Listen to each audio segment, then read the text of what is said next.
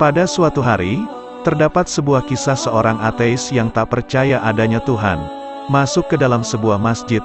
Ia kemudian memberikan 3 pertanyaan yang harus dijawab secara rasional atau menggunakan akal. Pertanyaan yang diberikan tidak boleh dijawab dengan dalil.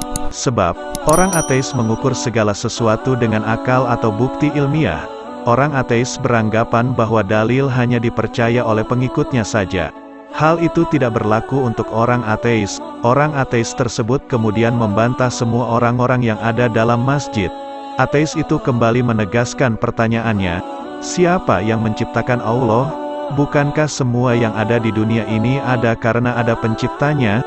Bagaimana mungkin Allah ada juga tidak ada penciptanya? Kemudian, pertanyaan selanjutnya, bagaimana caranya manusia bisa makan dan minum tanpa buang air? Bukankah itu janji Allah di surga? Dan pertanyaan terakhir, kalau iblis itu terbuat dari api, lalu bagaimana bisa Allah menyiksanya di dalam neraka? Bukankah juga dari api? Mendengar pertanyaan tersebut, para jamaah yang ada dalam masjid terdiam dan tidak ada yang menjawab. Namun tak berselang lama, kemudian terdapat seorang pemuda yang mencoba menjawab 3 pertanyaan orang ateis itu. Pemuda tersebut kemudian memberikan pertanyaan pada ateis dan berkata, apakah engkau tahu dari angka berapakah angka 1 itu berasal sebagaimana angka 2 adalah hasil dari 1 tambah 1, atau 4 berasal dari 2 tambah 2? Mendengar apa yang ditanyakan oleh pemuda tersebut, sosok ateis tersebut hanya bisa terdiam tanpa bisa menjawab. Pemuda tersebut kemudian melanjutkan, jika kamu tahu bahwa 1 itu adalah bilangan tunggal, dia bisa menciptakan angka lain. Tapi dia tidak tercipta dari angka apapun. Lalu apa yang membuatmu sulit untuk memahami bahwa Allah itu zat maha tunggal, yang maha mencipta tapi yang tak bisa diciptakan? Lalu berlanjut pada pertanyaan kedua yang ditanyakan ateis itu. Pemuda tersebut kemudian menjawab, saya ingin bertanya kepadamu, apakah kita ketika di dalam perut ibu kita semua makan? Apakah kita juga minum? Kalau memang kita makan dan minum, lalu bagaimana kita buang air ketika dalam perut ibu kita dahulu? Pemuda tersebut kemudian menimpali dan kembali menegaskan pertanyaan pada ateis tersebut, jika engkau dahulu percaya bahwa kita dahulu makan dan minum di dalam perut ibu dan kita tidak buang air di dalamnya, lalu apa yang membuatmu sulit untuk percaya bahwa di surga kelak kita akan makan dan minum juga tanpa buang air? Pemuda tersebut kemudian menjawab pertanyaan ateis yang ketiga.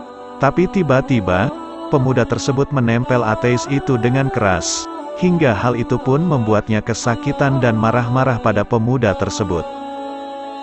Pemuda tersebut kemudian berkata, tanganku terlapisi kulit, tanganku ini dari tanah, dan pipimu juga terbuat dari kulit dari tanah juga, lalu kita keduanya dari kulit dan tanah juga, bagaimana bisa engkau merasa kesakitan ketika saya menamparmu? Bukankah keduanya juga tercipta dari bahan yang sama, sebagaimana iblis atau setan dari api di neraka? Ateis tersebut kemudian hanya terdiam dan tertunduk tanpa bisa membantah apapun. Nah, dari kisah tidak semua pertanyaan yang terkesan mencela Islam harus dihadapi dengan kekerasan.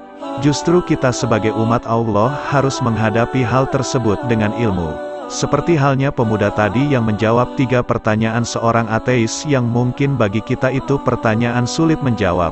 Hal itu merupakan contoh pemuda Islam yang memiliki budi pekerti dan wawasan yang luas. Lalu siapakah dia? Mengenai siapa pemuda tersebut? Ada yang mengatakan, jika dia adalah Imam Abu Hanifah ketika masih muda.